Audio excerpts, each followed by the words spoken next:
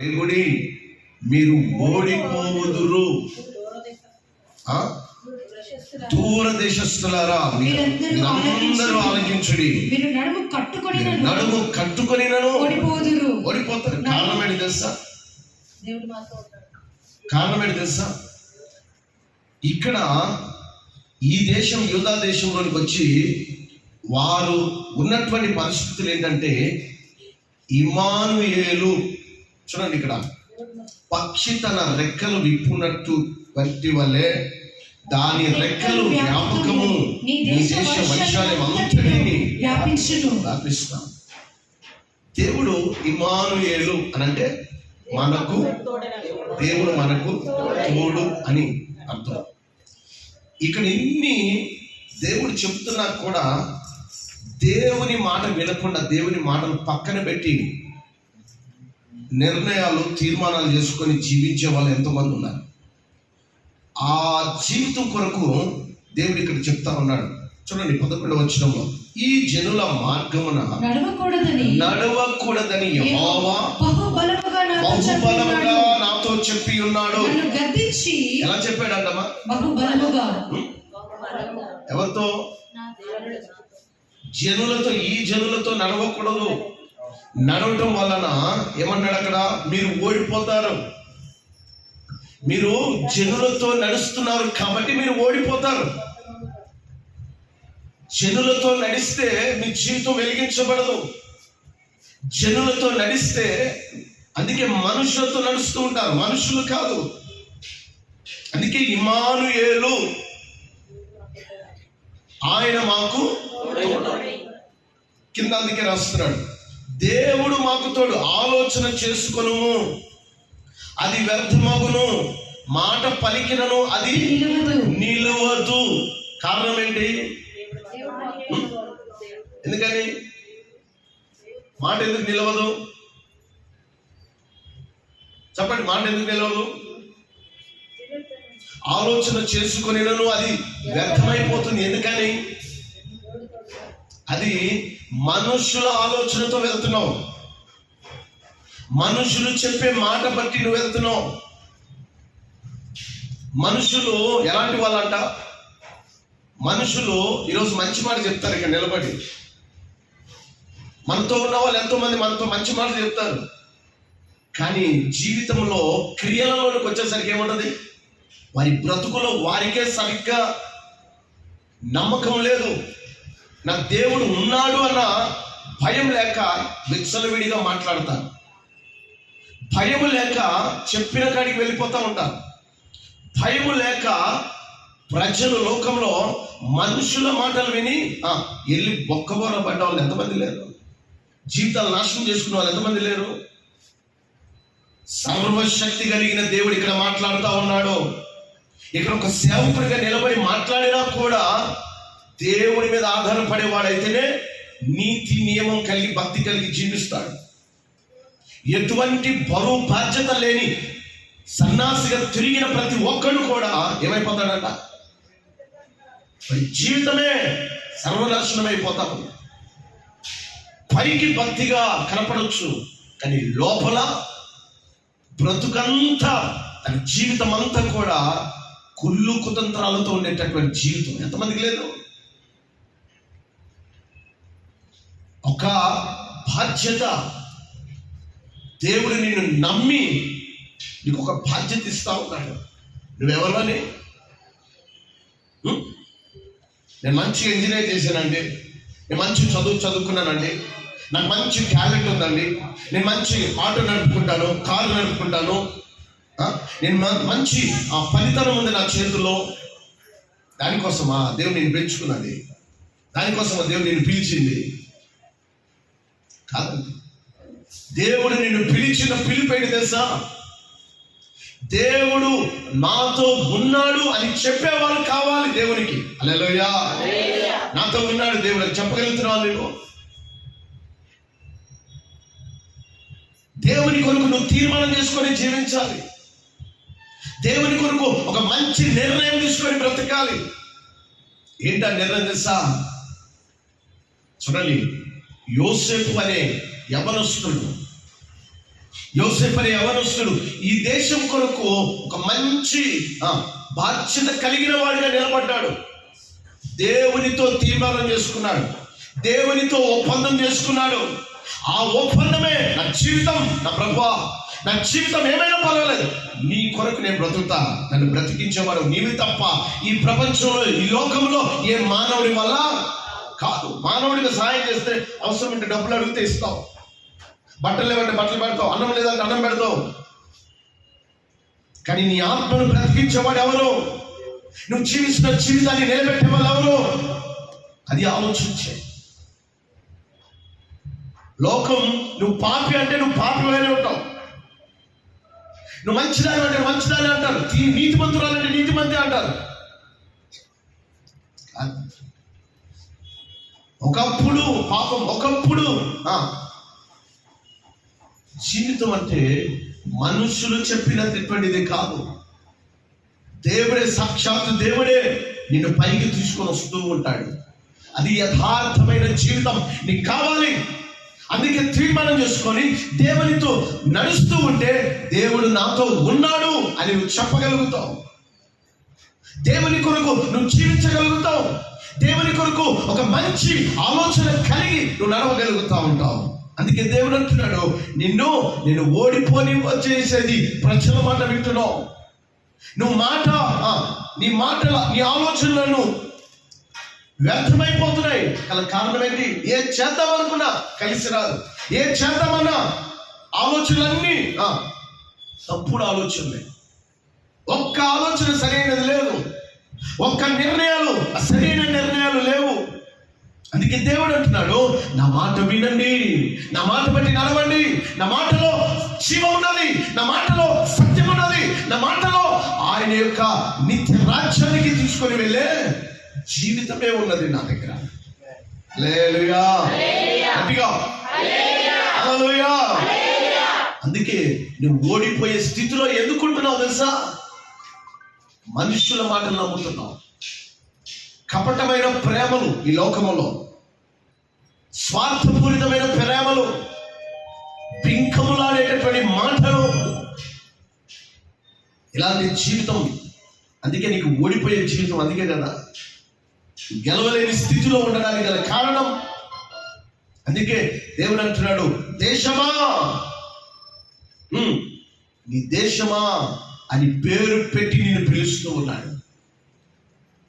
ఎందుకని తెలుసా? నువ్వు నశించుచున్న దాని కొరకు యేసు ప్రభువు ఈ లోకానికి వచ్చినట్లుగా నువ్వు నా దేవుని కొరకు, నా దేవుడు నాతో ఉన్నాడు అని అంటే నశించే ఆత్మల కొరకు నువ్వు నిలబడాలి తప్ప ఆత్మలను దూషించే బుద్ధి కాదు మనం. ఆత్మలను బాధ పెట్టే మనసు కాదు మనల్ని.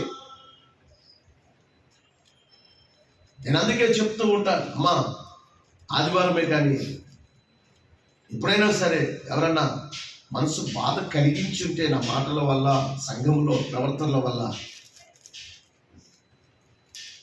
ఈ చేతులెత్తి దండం పెడుతున్నానమ్మా, దయతో క్షమించండి తల్లి, మనసు చేసుకొని అని చెప్తాను.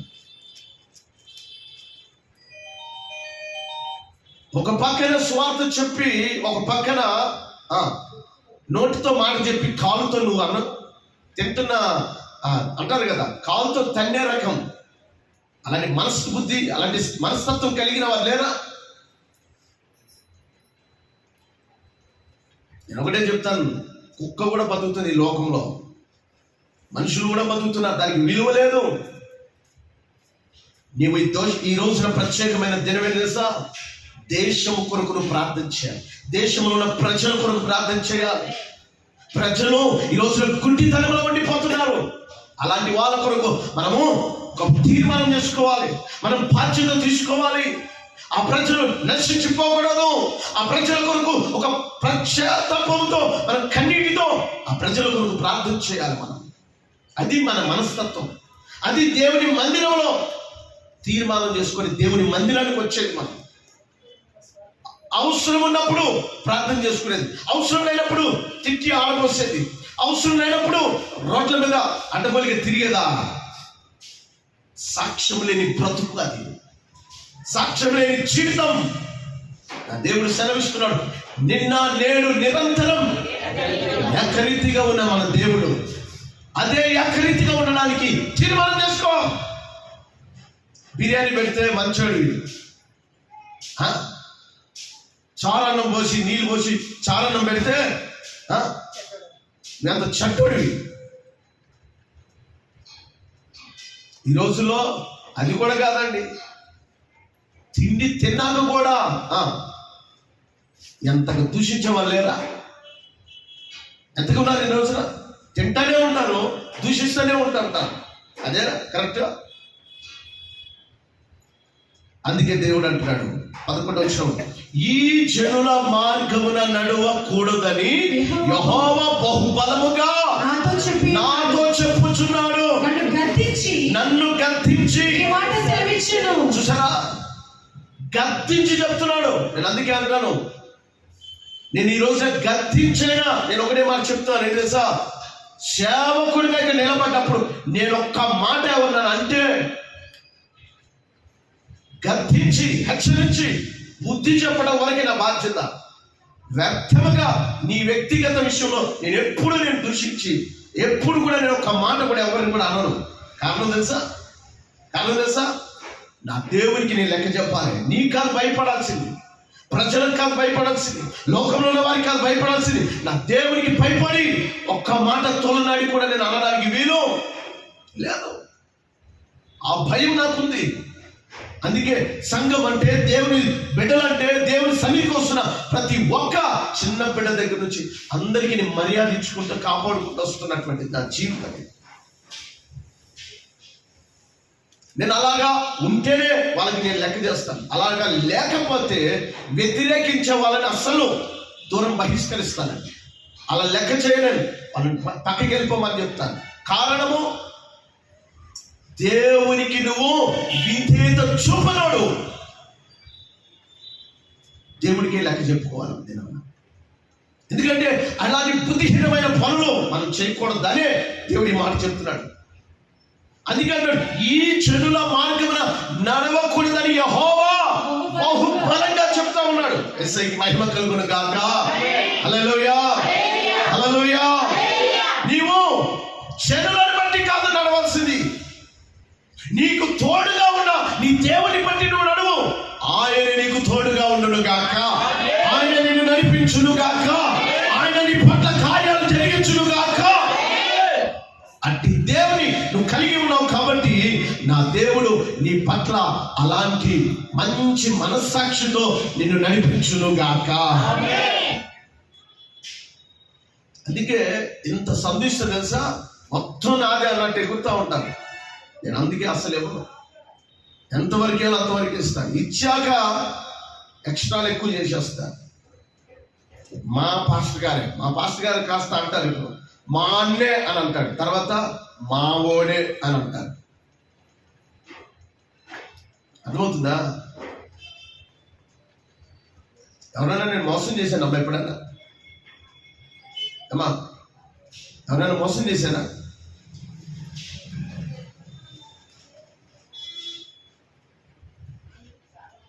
మోసకరమైన మాట కూడా నా దగ్గరికి రాదు. అందుకే బలిపీఠం ఎక్కాలంటే మోసకరమైన మాట వచ్చినోడు కూడా అసలు బలిపీఠం ముట్టకూడదు. దీన్ని తాకడానికి అర్హత లేదు.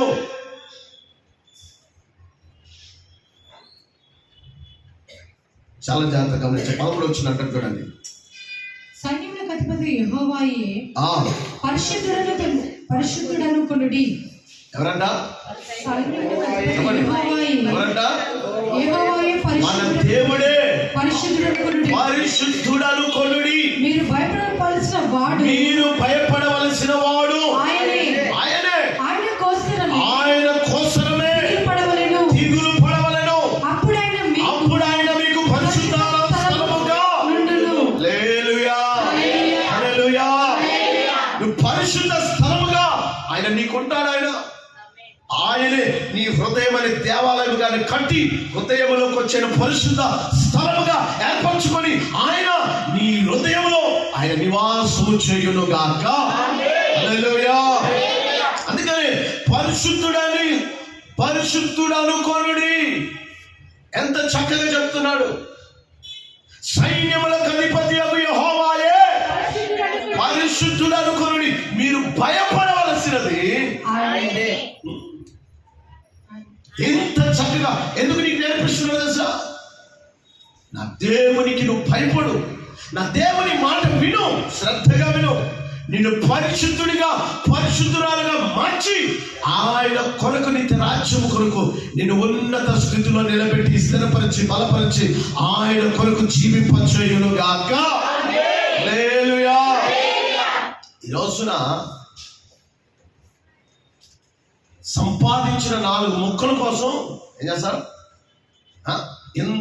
ఇంత దానికోసం జీవిత కాలం అంతా ఏం చెప్తారు? నేను సంపాదించా నాది అనుకో ఎగిరే వాళ్ళు ఎంతమంది చెప్పండి? ఎంతమంది? ఒకరు చచ్చేటప్పుడు ఏం చేశాడు తెలుసా? నాది అనుకోని అని అన్నాడంట. ముందే చెప్పాడు, రే చచ్చినప్పుడు నా సమాధి కూడా బంగారంతో కట్టండి రా అని అన్నాడంట. నీకు తెలుసా? నేను చచ్చినప్పుడు బంగారంతో కారు కొనండి రా అన్నాడంట. ఆర్డర్ ఇచ్చి బంగారంతో కారు చేయించుకున్నాడు. అందులో పడుకునే అంత స్థలం పెట్టించాడు.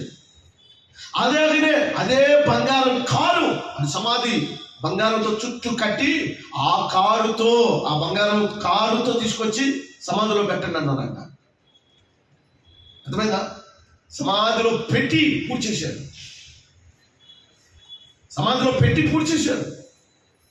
అది చచ్చిన తర్వాత చాలా మంది అంటారు కదా, సంపాదించిన తర్వాత ఏం చేస్తావు?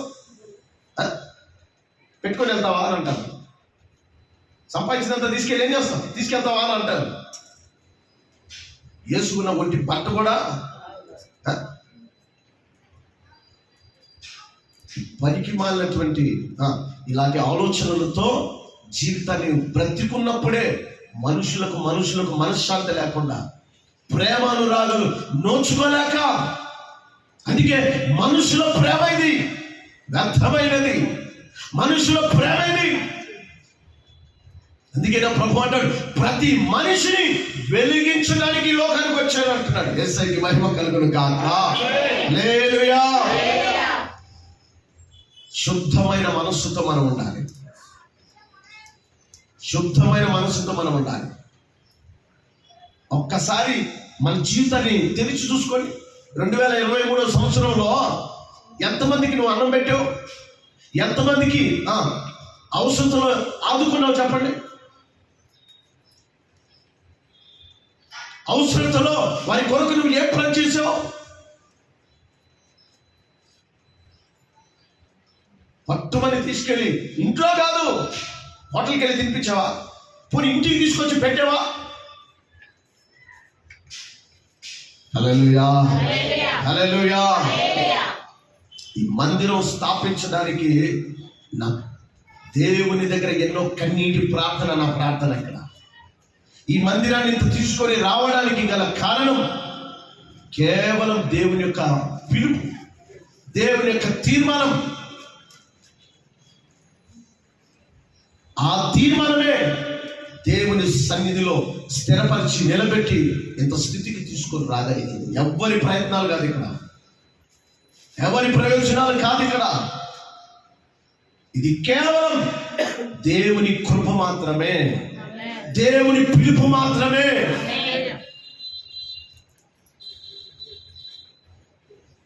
యేసయ్యకి మహిమ కలుగును గాక. ఒక్క ఆత్మను రక్షించండి, అప్పుడు తెలుస్తుంది. ఒక ఆత్మ దేవుని సన్నిధికి నడిపించండి, దాని భారం పెట్టి దానికి ఉన్న ఎన్ని లొసుకులు ఉంటాయో, ఎన్ని బాధలు ఉంటాయో, ఎన్ని కష్టాలు ఉంటాయో, ఎంత కన్నీరు కావాలో తెచ్చిన తర్వాత చేస్తున్న తర్వాత అందరూ చెప్పుకోవడానికి ఎంతైనా చెప్పుకుంటుంటారు. ఈ రోజున ఒక ప్రత్యేకత ఏంటి తెలుసా? దేశం కొరకు ప్రార్థన చేయాలి. ప్రజల కొరకు, ప్రజలను బట్టి జీవిస్తున్న వారు ఉన్నారు. పక్కింటి చూడు, ఆవిడ ఎలా చేస్తుందో ఆవిడ కంటే నేను ఎక్కువ చేయాలని చేసేవాళ్ళు ఈ రోజుల్లో ఉన్నారు. కానీ దేవుడు, ఆత్మస్వరూపి అయిన దేవుడు, ఆత్మదేవుడు ఏం చేస్తున్నాడు? ఆత్మదేవుని బట్టి నా జీవితం మారాలి, నా జీవితం దేవుని కోసం తీర్మానం చేసుకొని బ్రతకాలి అనే తీర్మానం ఉందా ఎవరికైనా? అలాంటి నిర్ణయం ఉందా? అలాంటి పశ్చాత్తాపంతో ఉంటున్న జీవితం ఉందా? తీర్మానం చేసుకోండి. నా ప్రభు ఈ రోజున నీతో మాట్లాడుతున్న మాటలు నీ జీవితాన్ని పరిశుద్ధపరచడానికి మాత్రమే. హల్లెలూయా చెప్పండి, హల్లెలూయా. నేను పరిశుద్ధుల జాబితాలో చేయటానికి, అప్పుడు ఆయన మీకు పరిశుద్ధ స్థలముగా ఉండును. హల్లెలూయా. పరిశుద్ధ స్థలముగా ఉంటాడు. అప్పుడు వరకు పరిశుద్ధ స్థలముగా లేనంత వరకు నీవు లోకములో ఉన్న వ్యభిచారివే, లోకములో ఉన్న పట్టబడుతున్నా, లోకముతో వేషధారిగా ఉంటున్న జీవితమే ఇది. అందుకే అంతము వరకు సహించి నిలబడతాడు. సహించకుండా ఎగిరేవాడు ఏం చేస్తాడు? వారిని ఏరి పారవేస్తానంటున్నాడు దేవుడు. అది భయం నీకుండాలి, అలాంటి భయం నీకుండాలి, అలాంటి భక్తి చింత నీకుండాలి. యేసయ్యకి మహిమ కలుగును గాక. అలా ఏరి పారేస్తారని చెప్పి తల్లిదండ్రులు ఏమనుకున్నా పర్వాలేదు, అన్నదమ్ములు ఏమనుకున్నా పర్వాలేదు అని తీర్మానం చేసుకున్నాడు యోసేపు. అని తీర్మానం చేసుకొని నిలబడ్డాడు. కాబట్టి దేశానికి ప్రధానమంత్రి అయ్యాడు, దేశానికి ఒక ప్రధాన స్థానంలో నిలబడగలిగాడు. దేశంలోనే తీసుకెళ్లి బావిలో పడవేసిన అన్నదమ్ములు తీసుకెళ్ళి కొట్టి బావిలో పడేసిన సచ్చాడ్రా అని అనుకొని పడవేసినప్పటికీ కూడా తన జీవితం తెలుసా, నా దేవుడు ఉన్నాడు, నా దేవుడితో నేనున్నాను, నాతో నా దేవుడు ఉన్నాడు. హల్లెలూయా. అటువంటి తీర్మానంతో నిలబడ్డాడు యోసేపు జీవితం. ఒక్కసారి ఆలోచించాడు. నువ్వెందుకు తీసుకోలేకపోతున్నావు ఆ తీర్మానం? నువ్వెందుకు నిలబడలేకపోతున్నావు అలాంటి తీర్మానంలో? యేసయ్యకి మహిమ కలుగును గాక. తీర్మానం చేసుకో, మంచి తీర్మానంతో ఇక నుంచి నేను పరిశుద్ధమైన జీవితం నా దేవునితో జీవిస్తాను. నీ కొరకే ఈ లోకానికి రక్షకుడిగా జన్మించాడు. లోకానికి రక్షకుడిగా జన్మించాడని ఏ దేవుడు దేవతలు ఎక్కడ ఉందా? ఎవరైనా చెప్పగలిగారా? పాపం నాలో ఉన్నదని రుజువు చేయగలిగాడు ఎవరన్నా? ఎవరు లేరు. యేసు ప్రభు వారు ఒక్కడే. మన ప్రాణం కొరకు, మన పాపాలు, శాపాలు, దోషములు వీటన్నిటి కొరకు ఆయనే మనలను రక్షించడానికి లోకానికి వచ్చిన దేవుడు, సజీవుడైన దేవుడు, మన కొరకు ప్రాణం పెట్టిన వాడు. ఎవరన్నారా? యేసు ప్రభు వారు ఒక్కడే మన కొరకు ప్రాణం పెట్టాడు. ఆయన రక్తాన్ని చిందించి ప్రాణం పెట్టి కల్వరి శిలువలో ఆయన చనిపోయి మూడవ దినమున మృత్యుంజయుడై తిరిగి లేచిన సజీవుడైన దేవుడు. హల్లెలూయా. అటువంటి దేవుని మనం కలిగి ఉన్నామంటే ఎంత భయం ఉండాలండి. మన దేవుడు ఉన్నవాడు అనువాడై ఉన్న దేవుడే. ఎంత భయం ఉండాలి, ఎంత భక్తి ఉండాలి, ఎంత విశ్వాసంతో మనం నడిపించబడాలి. యోసేపుకి ఎవరున్నారు? యోసేపుకి? యోసేపు తన జీవితంలో తల్లిదండ్రులు కూడా దూరం చేసేసారు, అన్నదమ్ములు దూరం చేసేసారు, నాన్న వాళ్ళు ఎవరు లేరు ఆయనకి. కానీ తన జీవితాన్ని ఎలా కాపాడుకున్నాడు చూసారా? తన జీవితం నా దేవుడు ఉన్నాడని ఎలాంటి నమ్మకం, విశ్వాసం, పట్టుదలతో ఉన్నాడో తెలుసా? ఒక్కటే తీర్మానం,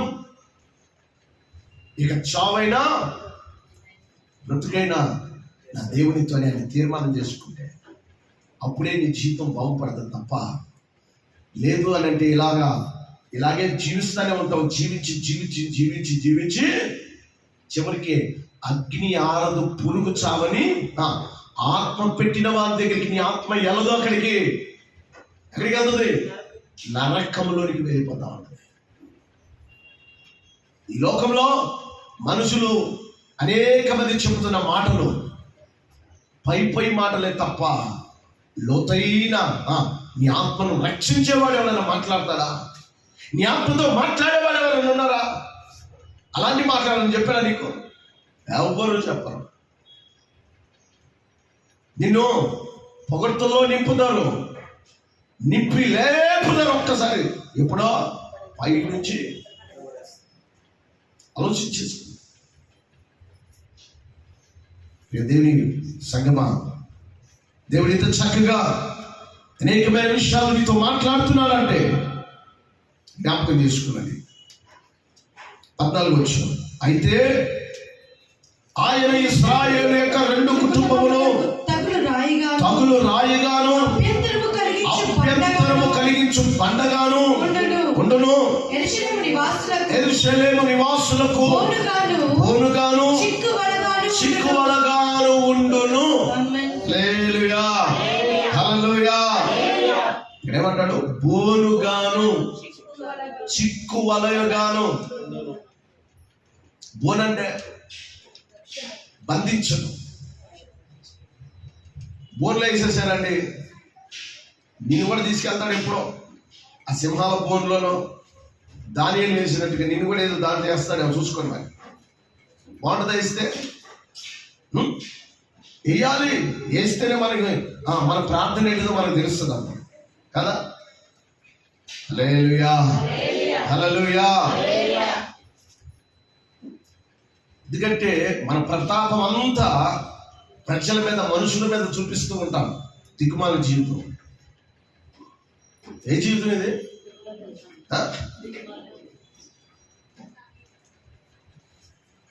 అందుకే ఈ బోర్లో వేస్తే అప్పుడేంటి నీ ప్రార్థన జీవితం అనేది అప్పుడు తెలుస్తుంది. అప్పుడు దాకా తెలుస్తుందా? చెప్పరేంటి? హల్లెలూయా. అప్పుడు నీ గొప్పతనం ఏంటో తెలుస్తుంది. నేను ఎగిరేవుగా, మన ఎగిరేవుగా, ఆ ఎగురుడేదో ఇప్పుడు చూపి సింహం పోరులో నుంచి యోసేపుని అదే చెరసాలలో వేశారు, బంధించారు. అదే చెరసాలలో వేసి బంధించిన తర్వాత యోసేపు ఏం చేశాడు? అక్కడ మొర పెట్టడం మొదలు పెట్టాడు. నా ప్రభువా, నా దేవా, నా తండ్రి అని మొర పెట్టుకుంటూ వచ్చాడు. తన మొర విన్న దేవుడు తను చూడండి ఖైదీలో నుంచి, అంటే దొంగలుగా ఉన్నటువంటి ఖైదీలో దాచిపెట్ట ఉంచిన వాడిని తీసుకొచ్చి ఎక్కడ పెట్టారు? సింహాసనం మీద కూర్చోబెట్టారు. హల్లెలూయా, హల్లెలూయా. చాలా మంది దాని విలువను కాపాడుకోరు. ఎక్కడో కూర్చోబెట్టాలనుకుంటాం, కానీ ఎక్కడ ఉండాలనుకుంటారు? వాళ్ళు ఆ బోన్లో ఉండాలనుకుంటుంటారు. ఆ చిక్కు వలగాను వాళ్ళకి చిక్కు వలగానే ఉంటుంది. ఆ వలలోనే ఉంటేనే వాళ్ళకి, చిక్కుల్లోనే ఉంటేనే వాళ్ళకి సంతోషం. ఎప్పుడు అనుకోవాలి మనం, దేవా, యేసు ప్రభు వారే చెప్పాడు చక్కగా, నీ తల్లిదండ్రులు చెడ్డవారు అయి ఉండి నీకు మంచి ఈవులు ఇవ్వాలి అనండి. మనం ప్రార్థన చేసుకోవాలి. ప్రభు, నాకు కూడా జీవితం ఇచ్చావు కదా, ఇక నేనైనా నా తల్లిదండ్రులు నాకు ఆత్మీయ జీవితం ఇవ్వలేదేమో, అపరిశుద్ధమైన జీవితం ఇవ్వలేదేమో, నాకు నేర్పించలేదేమో, నాకు చూపించలేదేమో, ఎక్కడైనా నా జీవితం మారాలి, నేను పరిశుద్ధంగా జీవిస్తాను, ఇకనైనా నా జీవితం నీ కొరకు బ్రతుకుతానయ్యా తీర్మానం చేసుకోవాలి. తీర్మానం చేసుకోవాలి. సహోదరి ప్రార్థన చేస్తాం, అయ్యా నా తల్లిదండ్రులు ఉన్నట్లుగా నేను ఉండను నాయనా, నా తల్లిదండ్రులు నడిచినట్లుగా నేను ఉండలేనయ్యా. ఎందుకో వాళ్ళు దేవుని భయము భక్తి లేదు ప్రభువా, నీ మధ్య భయభక్తులు లేదు నాయనా. నేనైనా నీ భయభక్తుల్లో నడుస్తాను. నన్ను కాపాడువాడు నీవే, రక్షించేవాడు నీవే, నాకు బాగు చేసేవాడు నీవే, నా అనారోగ్యత రాకుండా, ఏ తెగులు రాకుండా, ఏ గుడారం సమీపించకుండా నన్ను కాపాడేవాడవు నీవే నా ప్రభువా అని తీర్మానంతో బ్రతకడానికి తీర్మానం చేసుకో. అందుకే దేవుడు అదే అంటాడు, తల్లిదండ్రులు చెడ్డవారయుండి మీ బిడ్డలకి మంచి ఈవులు ఇవ్వండి అని అంటాడు. తల్లిదండ్రులు ఏం చెప్తారు? మేము ఇంత సంపాదిస్తున్నామండి, ఎవరి కోసమండి? మా పిల్లల కోసమేగా, మా పిల్లల కోసమేగా అంటూ ఉంటారు.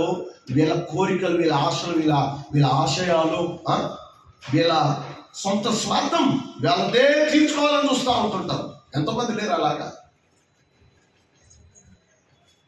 వాళ్ళ ఇష్టాలు తీసుకుంటుంటారు. నేను ఒక ఆవిడ పెద్ద ఆవిడ, ఆమె మాటలు వింటూ ఉన్నాను, ఆమె పద్ధతి చూస్తూ ఉన్నాను, మాట్లాడుతున్నాను. ఏం లేదండి, మా ఇంటికి వచ్చే కోడలు ఎలా ఉండాలి, మా ఇంటికి వచ్చే కోడలు ఎలా ఉండాలి, మా ఇంటికి వచ్చే కోడలు ఎలా ఉండాలి, మా ఇంటికి వచ్చే కోడలు ఎలా ఉండాలి. నువ్వెవరు చెప్పడానికి? దిక్కుమాలిందానా నా మనసులో అనుకున్నాను. కారణం తెలుసా? పెళ్లి చేసుకుంటే భర్తకి తగ్గట్టు భార్య ఉండాలి, భార్యకి తగ్గట్టు భర్త ఉంటారు, వాళ్ళిద్దరు ఉంటారు. నువ్వెవరు మధ్యలో? నువ్వెవరు అసలు?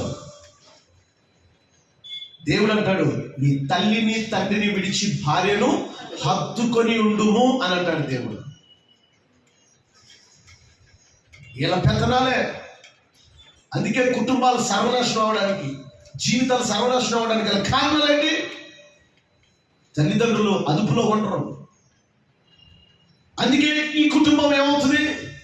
ఎక్కేసే వాళ్ళు ఎక్కేస్తారు, ఎక్కొట్టే వాళ్ళు ఎక్కొడతారు, పాడు చేసే వాళ్ళు పాడు చేస్తారు. సరిగ్గైన క్రమమైన జీవితంలో నిలబెట్టే స్థితి ఉండదు వాళ్ళకి. ఎస్ఐకి మహిమ కలుగును గాక. మన దేవుడు మనతో ఉన్నవాడు. హల్లెలూయా. మన దేవుడు మనతో ఉన్నవాడు. మనతో ఉండి మనలో పరిశుద్ధపరిచి స్థిరమైన జీవితంలోనికి మనల్ని నడిపించును గాక. అందుకే ఈ రోజుల్లో అనేకమైన జీవితాలు మనం చూస్తూ ఉన్నాం. ఈ లోకంలో అనేకమైన జీవితాలు చూస్తున్నాం. చాలా మందికి నేను అదే చెప్తా ఉంటాను, అమ్మా మీ తల్లిదండ్రులుగా మీ బిడ్డలకి మంచి ఇవులు ఇవ్వండి, మంచిది నేర్పించండి అని చెప్తున్నాను. ఎందుకు తెలుసా? ఇక్కడేమో యేసయ్య గురించి పాట పాడతారు, యేసయ్య గురించి డాన్స్ చేస్తారు. మళ్ళీ స్కూల్కి వెళ్తే, కాలేజీకి వెళ్తే, బయటికి వెళ్తే సినిమా పాటకి డ్యాన్సు, వ్యభిచారం చేసేదానికి దాంతో ముడికడి ఉంటారు. రోగం పోయే కాలం కాదు కదా. ఒక భక్తి జీవితం, ఒక ఆత్మీయ జీవితం, ఒక పరిశుద్ధమైన జీవితం వచ్చిన తర్వాత ఇంకా లోకంతో ఎదుగు. నీకు మా అమ్మ ఏదని చెప్పాలి, మా అబ్బాయి ఏడని చెప్పాలి. స్కూల్లో కదండి, క్లాస్లో కదండి, అందరూ వేస్తారండి. అందరితో పాటు నువ్వు ఉంటే ఇంకెందుకు నీకు జీవితం? దేవుడు ఏం చెప్పాడు? లోకము నుండి నేను నిన్ను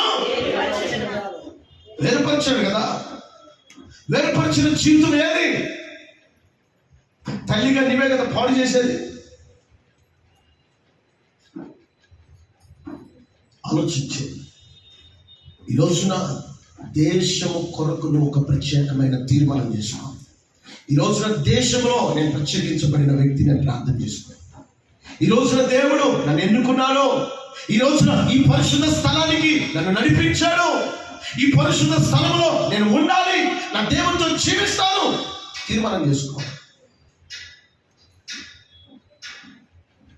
ఏ స్థితి నీకు వచ్చినా పర్వాలేదు, ఆ స్థితులన్నిటినీ బాగు చేసే దేవుడు ఉన్నాడు. ఏ స్థితిలో ఉన్నా పర్వాలేదు, నా దేవుడు నిన్ను చక్కదిద్దే దేవుడు, సరి చేసే దేవుడు, సరిదిద్దే దేవుడు. నీ జీవితాన్ని ఒక పరిశుద్ధమైన, పవిత్రమైన, ఉన్నతమైన స్థితిలో ఆయన పరలోక రాజ్యం కొరకు నిన్ను పరిశుద్ధపరిచి నిన్ను ఒక ప్రత్యేకమైన జనాంగముగా దేవుడు నిన్ను నిలబెట్టును గాక, నిన్ను వాడుకొనును గాక. చెప్పండి, మీ పక్క వారికి చెప్పండి, ప్రత్యేకమైన జనంగా నన్ను దేవుడు చేశాడని చెప్పండి గట్టిగా.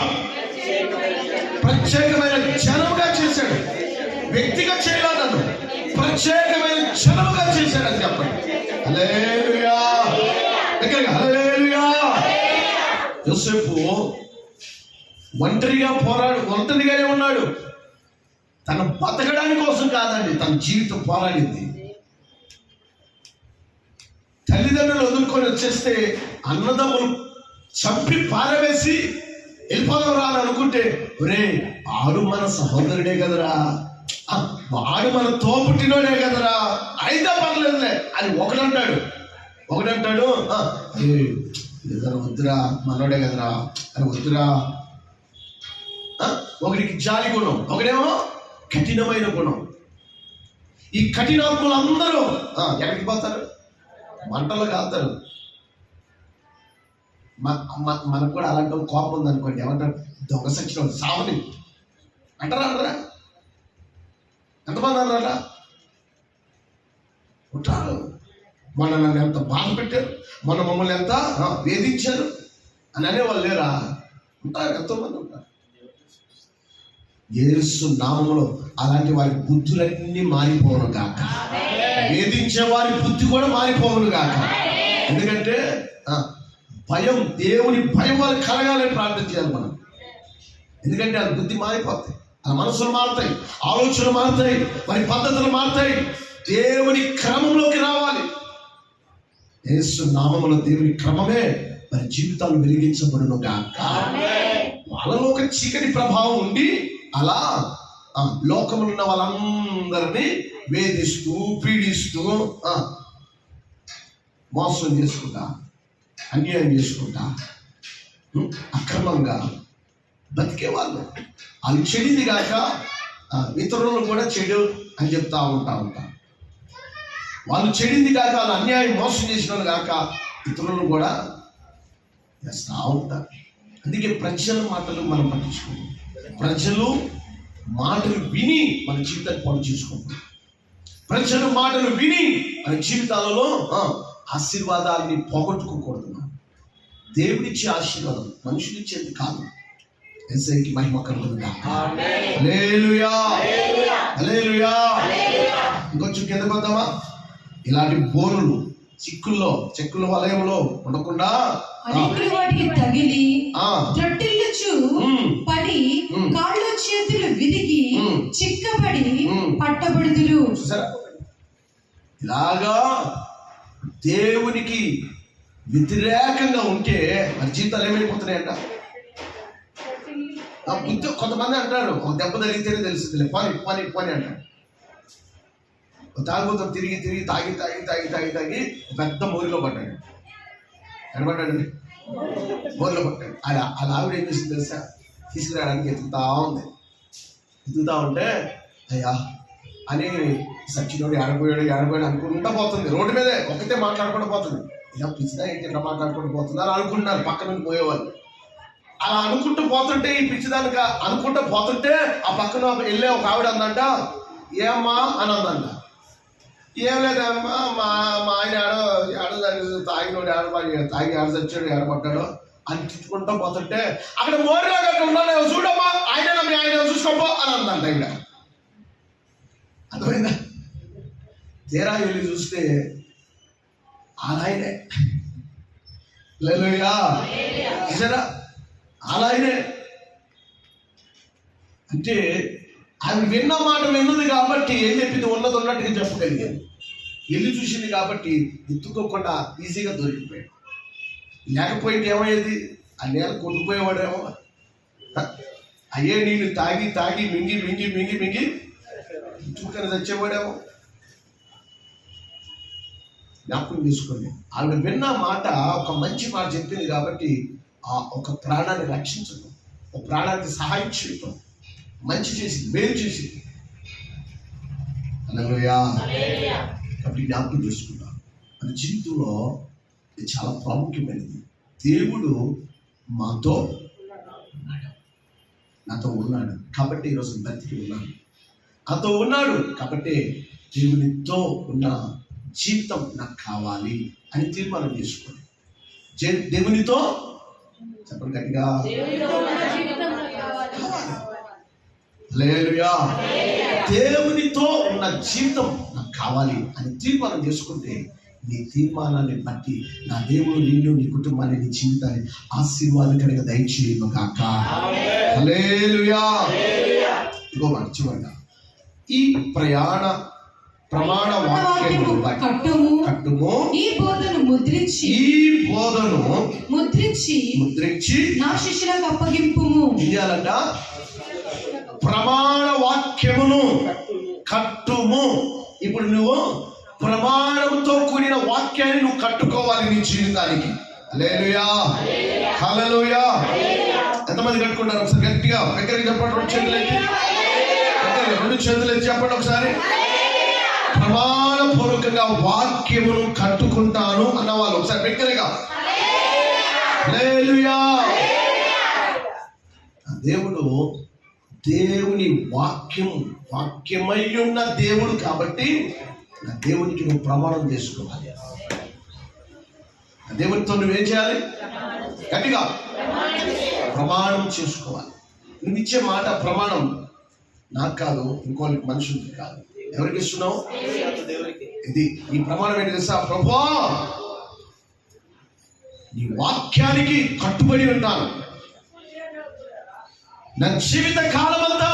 ఎస్సయ్యా నీ వాక్యముతో నన్ను నడిపించి బ్రతికింపచేయి నాయన. అది ప్రమాణం చేసుకో. నేను ఏమాత్రం తొట్టిలను లోకంలో మాటలు కానీ నా ఇష్టాలను బట్టి కానీ నీ నామానికి అవమానము తెచ్చేవారిగా నేను ఏమాత్రం ఉండను ప్రభా. అలాంటి తీర్మానం నీకున్నా అప్పుడే దేవుని సన్నిధికి రాగలుగుతాం. అప్పుడే దేవుడు నీ విలువ తెలుస్తుంది. అప్పుడే దేవుడిలో నువ్వు కార్యాన్ని కూడా చూడగలుగుతావు. యేసుకి మహిమ కలుగును గాక. హల్లెలూయా హల్లెలూయా. అప్పుడు ఈ బోధ ముద్రించి నా శిష్యులకు అప్పగింపుము అంటున్నాడు. ఏం చేస్తానండి అప్పుడు? దేవుని నీ ప్రమాణాన్ని బట్టి దేవుడు నీకు ముద్రిస్తాడు. నీవు దేవుని సొత్తు, నువ్వు దేవుని బిడ్డవు, దేవుని కుమారుడు, దేవుని కుమార్తెవు అని ఆయన ముద్రిస్తాడు. ఎవరిస్తారు ముద్ర? చెప్పండి, ఎవరు ముద్ర వేయాలి? హల్లెలూయా హల్లెలూయా. గవర్నమెంట్ కాదు, సెంట్రల్ గవర్నమెంట్ కాదు, ప్రపంచం కాదు నీకు వచ్చి ముద్ర వేసేటానికి. సాక్షాత్తు దేవుడే నీ పక్షమున ముద్ర వేసి నిన్ను నిలబెట్టి స్థిరపరిచి బలపరిచి వాడుకొనును గాక. హల్లెలూయా. ఇది ప్రమాణ వాక్యములను కట్టుకోవాలి. దేవుని వాక్య బోధనను ముద్రించుకొని దేవుని శిష్యులుగా నువ్వు మార్చబడుదువు గాక. దేవుని శిష్యునికములో నువ్వు ఎదుగుదువు గాక. హల్లెలూయా. కింద 17వ వచనం చూద్దాం ఒకసారి. యాకోబు వంశమునకు తన ముఖమును మరుగు చేసుకొను యెహోవాను నమ్ముకొను. నేను ఎదురు చూచుచున్నాను ఆయన కొరకు నేను యేసయ్యకి మహిమ కలుగును గాక. నువ్వు ఆయన కొరకు ఎదురు చూసేటట్లుగా నీ జీవితం మార్చబడను గాక. నువ్వు ఎదురు చూసే అలాంటి మనస్సు నీకు ఉండాలి. మనుషుల మీద కాదు నువ్వు చూసే, మనుషులు కాదు, మనుషుల మీద ప్రతాపం కాదు. మనకు నువ్వు యేసయ్య దగ్గర మొరపెడితే ఆయన నీ జీవితాన్ని ఏం చేస్తాడు? నీ ప్రార్థన ఆలకించి ఏం చేస్తాడు? నిన్ను అనేక జనములలోనికి నిన్ను నడిపిస్తాడు. హల్లెలూయా. నీ ప్రార్థన ఆలకించాలి దేవుడు. నీ ప్రార్థన విన్న దేవుడు పట్ల ఘనమైన కార్యాలు దేవుడు జరిగించును గాక. హల్లెలూయా హల్లెలూయా. ఇటువంటి చక్కటి ధన్యకరమైన జీవితం దేవుడు మనందరికీ దయచేయును గాక. ఈ విధముగా దేవుడు మాతో ఉన్నాడు అనడానికి నువ్వు తీసుకోవాల్సిన తీర్మానం, నువ్వు ప్రమాణపూర్వకంగా ఉండాల్సిన ప్రమాణంతో నిత్య నిబంధన కలిగి ఉండాలి. చేసిన ప్రమాణం నిత్య నిబంధనగా ఉండాలి. అప్పుడు జీవితం దేవునితో ఆశీర్వాదకరంగా ఉంటుంది, దేవునితో ముడిపడి ఉంటుంది, దేవుని కొరకు నువ్వు జీవించగలుగుతా ఉంటావు. యేసయ్యకి మహిమ కలుగును గాక. హల్లెలూయా. ఈరోజు యూదా దేశములోనికి వచ్చి పొర్లి ప్రవహించును అని అంటున్నాడు. అంటే నీవు కూడా ఈ భారతదేశంలో నువ్వు ఉంటున్నావు అని అంటే ప్రజల కొరకు ప్రార్థన చేయి. నశించే ఆత్మలు, ఎందుకంటే ఆత్మలు నరకములోనికి వెళ్లకుండా ఉండడానికి కోసం మంచి తీర్మానం చేసుకో. నరకంలోకి వెళ్లకుండా ఆత్మలు రక్షించబడాలి. దేవా మా దేశాన్ని బాగు చేయి, మా దేశాన్ని రక్షించు, మా దేశంలో ప్రజలు బాగుపడాలి అని ప్రార్థన చేసుకోవాలి. జీవితం అది శాశ్వతమైన జీవితం, శాశ్వతమైన ప్రేమ దేవుడు మనందరికీ చూపించును గాక. ప్రార్థన చేసుకుందామా? అందరి కళ్ళు మూసుకుందామా? మోకరించుకుందాం. ఒక చిన్న పని చేయండి. ఇద్దరిద్దరుగా చేతులు పట్టుకొని అలా కూర్చొని, ఇక్కడ ఒక లైన్ కూర్చొని, ఇట్లా ఇక్కడ ఇద్దరు ఇలా ఇటోలు కూర్చోండి. మీరు కూడా ఇలా చేతులు పట్టుకొని ఇలా మోకరించండి.